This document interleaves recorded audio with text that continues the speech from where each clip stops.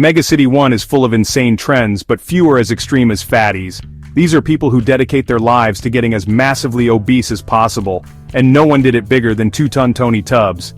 After the Apocalypse War, food was scarce and fatties were locked in special diet camps. No one could leave until they dropped below 300 kilograms. But Tony? When food shortages were over and the ban was lifted, he walked out heavier than ever, at a massive 1,663 kilograms. He put this down to sheer will and determination, and a slow metabolism.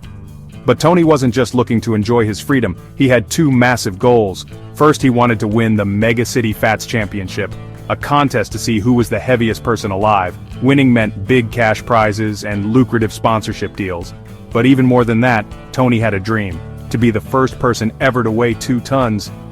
His family believed in him, even going without food so he could eat more. And it worked. He got so massive that he crushed his belly wheel and couldn't walk anymore. His family had to push him around on a trolley. Then came the big day, the weigh-in for the Mega City Fats Championship. This wasn't an eating contest, it was about pure body mass. And Tony did it. He stepped onto the scale and hit 2,049 kilograms. He had achieved both of his goals. He had won the championship and officially become 2-ton Tony. But the other fatties weren't happy. They said it was cheating. Anyone could get that fat if they just sat around all day being pushed about on a trolley. They demanded he prove himself by walking a short distance to cross a finish line. So Tony summoned every ounce of strength and walked. Step by step, he made it over the line. He had won. But the other competitors still weren't satisfied. A mob of fatties stormed the stage, and that's when disaster struck. The entire stage collapsed under the weight of the world's heaviest people. In the chaos, many were crushed to death. Surely Tony would face justice, right? Nope.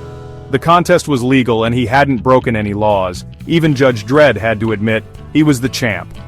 Instead of punishment, Tony got rich and famous. He'd achieved his dream, become a legend, and he shared his fortune with his family who had gone without so he could go big.